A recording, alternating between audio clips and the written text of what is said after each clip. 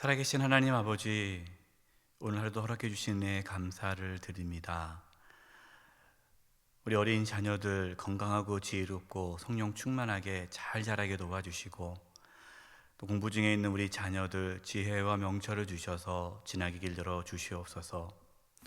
군복무 중에 있는 자녀들, 해외 유학 중에 있는 자녀들, 흩어져 있는 우리 성도님들을 눈동자와 지켜주시고 보호해 주시며, 연로하신 성도님들 또 몸 상하지 않도록 하나님께서 늘 지켜주시고 보호하여 주옵소서.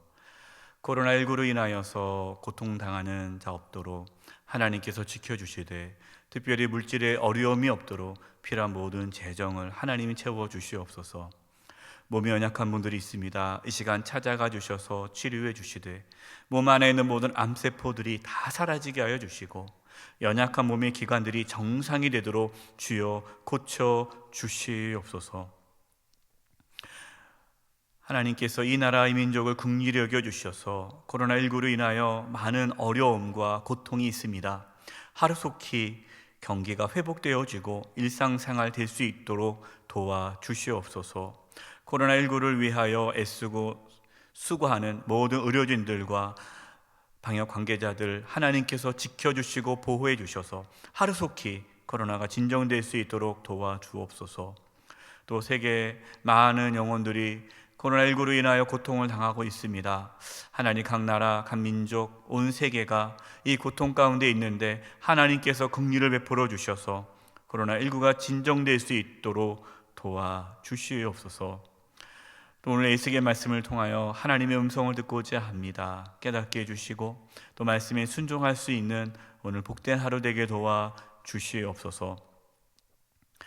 또 어제 국회의원 선거를 통해서 세워진 일꾼들이 하나님께서 주신 그 사명들, 나라를 위하여, 국민을 위하여 충성스럽게 사명 감당할 수 있도록 우리 모든 국회의원들에게 지혜와 명철과 또 능력을 허락하여 주시옵소서.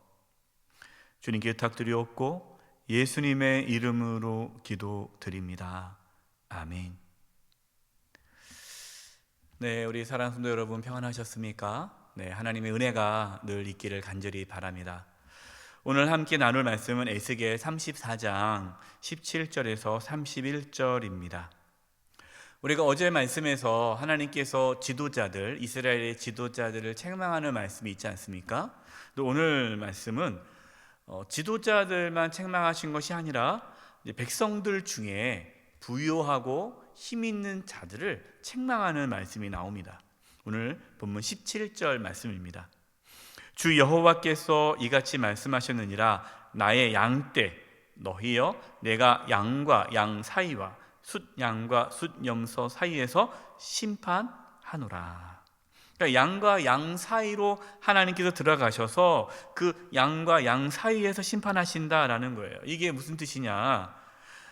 하나님께서는 지도자뿐만 아니라 백성들 사이에 들어가셔서 백성들을 심판하신다라는 겁니다. 구체적으로 하나님께서 심판하시는 백성들이 누구일까요? 네, 18절 말씀입니다.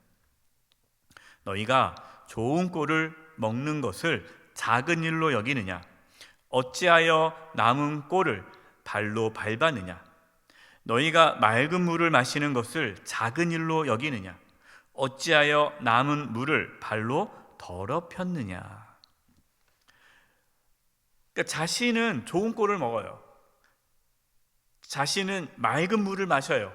그런데 다른 양들이 좋은 꼴과 맑은 물을 먹지 못하도록 발을 밟아가지고 꼴을 더럽히고 또 발을 풍덩풍덩 담가서 물을 더럽힌다라는 겁니다.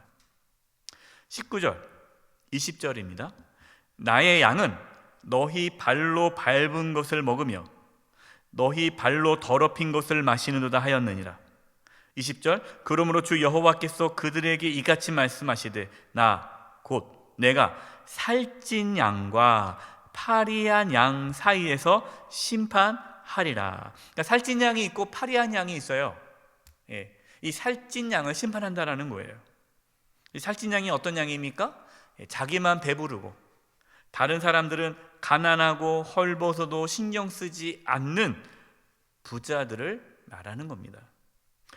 하나님께서는 부자들에게 가난한 자들을 돌보라고 말씀하십니다.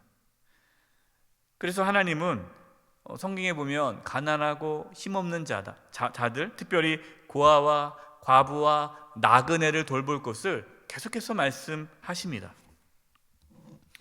이스라엘이 멸망한 이유가 있는데, 그 중에 가장 큰 이유 중에 하나가 이스라엘 백성들 중에 부유하고 힘 있는 자들이 있지 않습니까?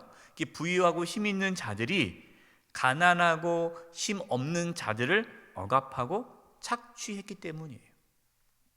그러니까 가난한 자는 아무리 일을 해도 가난하게 되고요, 부자는 일을 별로 하지 않아도 계속해서 부가 쌓이는 거예요. 이게 구조적으로 이렇게 악이 만연했다라는 거예요. 하나님께서는 그것에 대해서 진노하셨습니다. 여러분, 이것은 예수님께서도 하신 말씀이죠. 예수님께서 지극히 작은 자 한 사람에게 한 것이 나에게 한 것이다라고 말씀하지 않으셨습니까? 단순히 그냥 구제를 하는 것이 윤리적으로 그것이 훌륭하기 때문에 가난한 자를 좀 도와줘라 이렇게 말씀하지 않으세요. 여러분, 성경은 하나님께서는 가난한 자, 힘 없는 자를 섬기고 그들에게 베푸는 것이 누구에게요? 하나님께 베푸는 것이다라고 말씀하십니다. 이 놀라운 일이에요. 그러니까 가난하고 힘없는 자들을 돌보는 것이 바로 그것이 하나님을 향한 섬김이다라고 말씀합니다. 바꿔 말해서 여러분, 우리가 가난하고 힘없는 자들을 돌보지 않으면 우리는 하나님을 섬기지 않는 거예요. 그래서 책망을 받게 되는 것입니다. 잠언 14장 31절입니다. 잠언 14장 31절에 이런 말씀이 있어요. 가난한 사람을 학대하는 자는 그를 지으신 이를 멸시하는 자요, 궁핍한 사람을 불쌍히 여기는 자는 주를 공경하는 자니라. 가난한 사람을 학대해요. 여러분, 이것은 하나님을 멸시한다는 겁니다. 궁핍한 사람을 불쌍히 여기는 그것은 바로 하나님을 공경하는 일이다라는 거죠.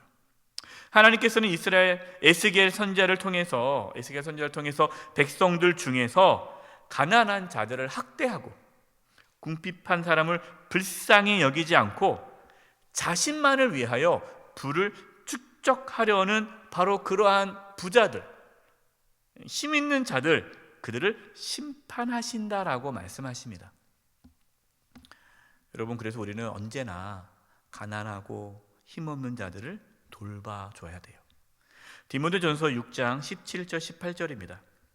내가 이 세대에서 부한 자들을 명하여 마음을 높이지 말고 정함이 없는 재물에 소망을 두지 말고 오직 우리에게 모든 것을 후히 주사 누리게 하신 하나님께 두며, 그러니까 우리의 소망을 어디에? 재물에 두지 말고 하나님께 두며, 18절 선을 행하고 선한 사업을 많이 하고 나누어 주기를 좋아하며 너그러운 자가 되게 하라. 나눠주기를 좋아하며 너그러운 자가 되게 하라. 우리 성도님들이 그렇게 돼야 되는 거죠. 우리 교회가 지역에 있는 어려운 이웃들을 돌보지 않습니까? 우리가 어려운 이웃들을 항상 돌보고 섬기는 이유가 바로 여기 있어요. 하나님께서 그 일을 기뻐하시고 그것이 하나님의 뜻이기 때문이에요. 하나님께서 우리에게 어떠한 물질의 복을 주셨다면 여러분, 그것은 혼자 누리라고 주신 것이 아닙니다. 혼자 배부르면 안 돼요.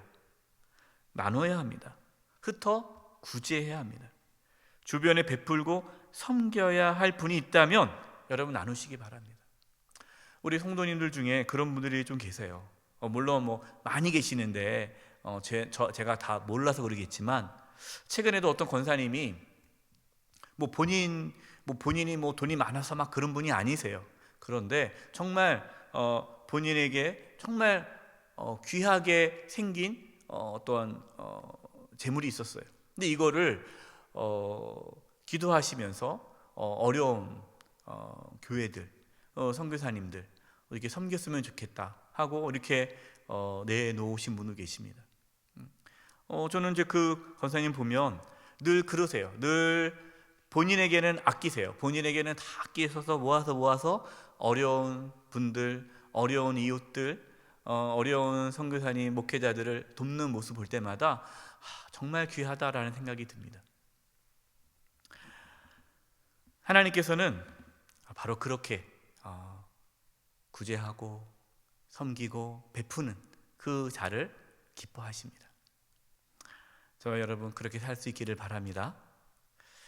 또 하나님께서는 이스라엘을 회복하기 위해 이제 목자를 보내주신다고 말씀하십니다. 어제 잠깐 말씀을 나눴어요. 하나님께서 목자가 되어 주시겠다 했는데 이제 오늘은 이제 구체적으로 목자에 대해서 말씀을 하세요.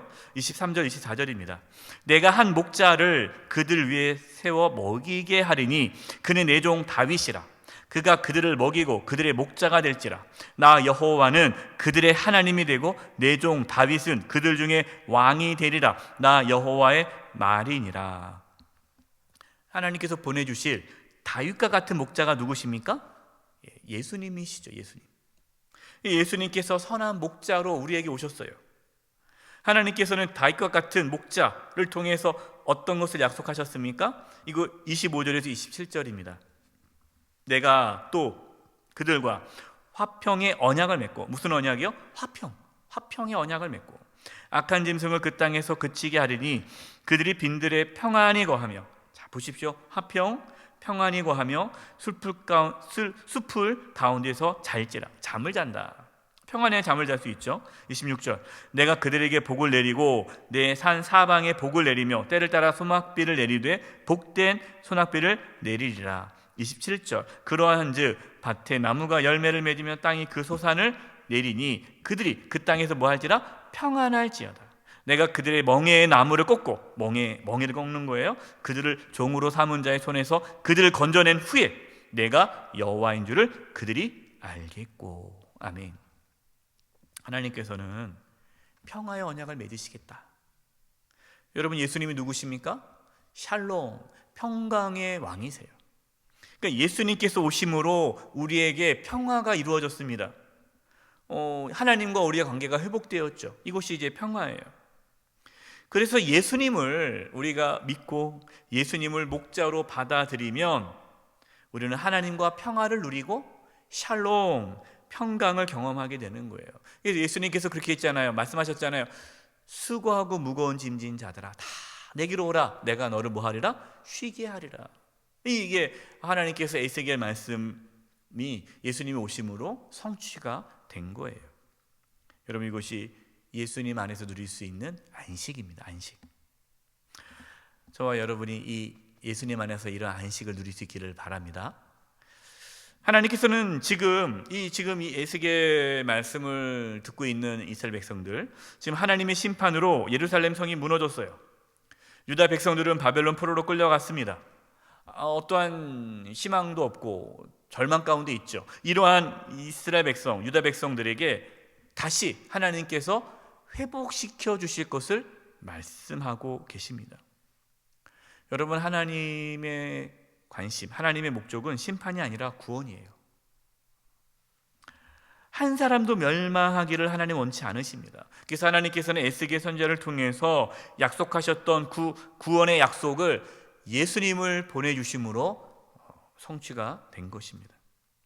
그래서 누구든지 예수님을 믿으면, 예수님을 마음에 모시면 하나님과 화평을 누리게 되고 세상에 알 수 없는 평화를 누리게 됩니다.